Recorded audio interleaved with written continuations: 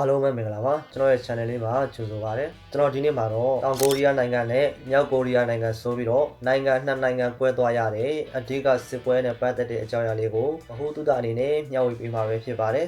ဆိုတော့အခုပဲစီစဉ်လေးကိုစလိုက်ပါမယ်ခင်ဗျာ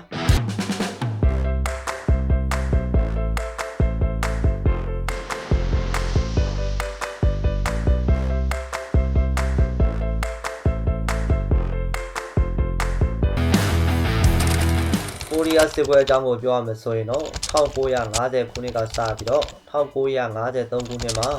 ကိုရီးယားကျွန်းဆွယ်ကိုမြောက်နယ်တောင်အဖြစ်နှစ်ရှမ်းပွဲစေခဲ့တဲ့သမိုင်းဝင်ပဏိပက္ခတစ်ခုပဲဖြစ်ပါတယ်။ဒီစစ်ပွဲကတော့စစ်အေးကာလမှာအမေရိကန်ကဥဆောင်တဲ့မဟာမိတ်နိုင်ငံတွေနဲ့ဆိုဗီယက်ပြည်ဆောင်စုကကြောထောက်နောက်ခံပေးထားတဲ့တရုတ်ပြည်သူ့သမ္မတနိုင်ငံတို့ကြားကအကြီးစားတိုက်ပွဲတစ်ရပ်လည်းဖြစ်ခဲ့ပါတယ်။စစ်ပွဲမတိုင်မီနောက်ခါသမိုင်းကြောင်းကိုပြောရမယ်ဆိုရင်တော့ဒုတိယကမ္ဘာစစ်အပြီး1945ခုနှစ်မှာဂျပန်အုပ်ချုပ်မှုကနေပြီးတော့လွတ်မြောက်လာခဲ့တဲ့ကိုရီးယားနိုင်ငံကတော့မဟာမိတ်တပ်ဖွဲ့ဝင်တွေဖြစ်တဲ့အမေရိကန်နဲ့ဆိုဗီယက်ပြည်ထောင်စုရဲ့ဩဇာခံတွေဖြစ်လာခဲ့ပါတယ်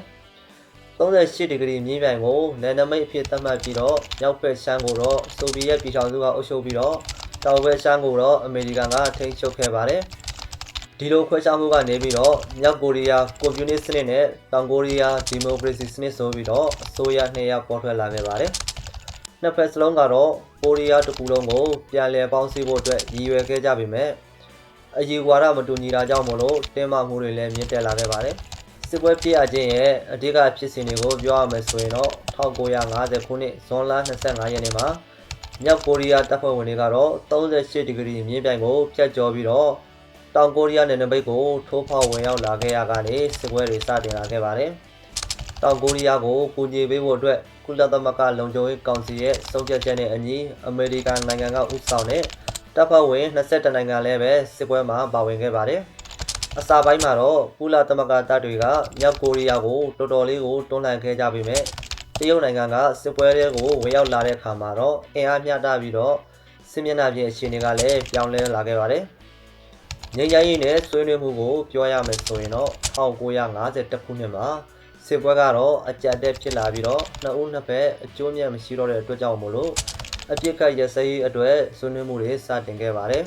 ။အပြစ်ခတ်ရစရေးနဲ့စစ်ပွဲအဆုံးသတ်ခြင်းရဲ့အကြောင်းအရာကိုပြောရမယ်ဆိုရင်တော့1953ခုနှစ်ဇူလိုင်လ28ရက်နေ့မှာကိုရီးယားစစ်ပွဲအပြစ်အခတ်ရစရေးသဘောတူညီစာချုပ်ကိုလက်မှတ်ရေးထိုးခဲ့ကြပါတယ်။ဒီစာချုပ်ကြောင့်ပဲစစ်ပွဲကတော့ပြီးဆုံးသွားပြီမဲ့ငြိမ်းချမ်းရေးစာချုပ်မှာလက်မှတ်ရေးမထိုးရသေးတဲ့အတွက်ကြောင့်မလို့မြောက်ကိုရီးယားနဲ့တောင်ကိုရီးယားနှစ်နိုင်ငံဟာဤပညာအရစစ်ပွဲတွေဖြစ်နေသေးပဲလို့သတ်မှတ်နိုင်ပါတယ်။စစ်ပွဲပြီးတဲ့နောက်မှာ38ဒီဂရီမြင်းပြိုင်တစ်လျှောက်မှာတော့စစ်မဲ့ဇုံကိုလည်းတည်ထောင်ခဲ့ကြပါတယ်။ဒီဇုံကတော့ကမ္ဘာပေါ်မှာအတင်းကျပ်ဆုံးနယ်မြေတစ်ခုလည်းဖြစ်ခဲ့ပါတယ်။စစ်ပွဲရဲ့အကျိုးဆက်တွေကိုပြောရမယ်ဆိုရင်တော့လူသားအသက်ဆုံးရှုံးမှုမှာဆိုရင်တော့စစ်ပွဲအတော်အတွင်းမှာအယက်သားနဲ့စစ်သားပေါင်းတန်းချီပြီးတော့တည်ဆုံးခဲ့ပြီးတော့မိသားစုဝင်တွေလည်းပွဲကွာခဲ့ကြပါတယ်။နိုင်ငံနှစ်ချမ်းကွဲမှုနဲ့ပတ်သက်တဲ့အကြောင်းအရာကိုပြောရမယ်ဆိုရင်တော့တောင်ကိုရီးယားနဲ့မြောက်ကိုရီးယားအဖြစ်ခွဲထွက်ခဲ့ရပြီးတော့စီးပွားရေးနိုင်ငံရေးစနစ်တွေနဲ့လူမှုရေးဘဝတွေဟာလည်းပဲလုံးဝကိုကွဲပြားလာခဲ့ပါတယ်။စစ်အေးခေတ်ရဲ့ပထမဆုံးသောကြီးမားတဲ့ပဏိပက္ခဖြစ်ပြီးတော့အမေရိကန်နဲ့ဆိုဗီယက်တို့ကြားမှာလည်းပဲတင်းမာမှုတွေကတော့ပုံမှန်မြင့်တက်စေခဲ့ပါတယ်။ကိုရီးယားစစ်ပွဲကတော့တောင်ကိုရီးယားရဲ့သမိုင်းမှာအနာစာတစ်ခုလိုရှိနေသေးပဲဖြစ်ပြီးတော့နှစ်ဦးနှစ်ဖက်ပြန်လည်ပေါင်းစည်းရေးကိုလည်းယနေ့အတိုင်းပဲဆန္ဒရှိနေကြသေးပဲဖြစ်ပါတယ်။ဟုတ်ကဲ့ပါဒီနေ့အတွက်တော့တောင်ကိုရီးယားနဲ့မြောက်ကိုရီးယားနှစ်နိုင်ငံကွဲသွားတဲ့စစ်ပွဲနဲ့ပတ်သက်တဲ့အကြောင်းအရာလေးကတော့ဒီလောက်ပါပဲခင်ဗျာ။ဒီဗီဒီယိုလေးကိုကြည့်ပြီးတော့ဗဟုသုတတစ်စုံတစ်ရာရခဲ့မယ်ဆိုရင်တော့ကွန်မန့်မှာမှတ်ချက်လေးရေးပြီးတော့ကိုယ်တငယ်ချင်းတွေစီကိုလည်းမျှဝေပေးပါဦးခင်ဗျာ။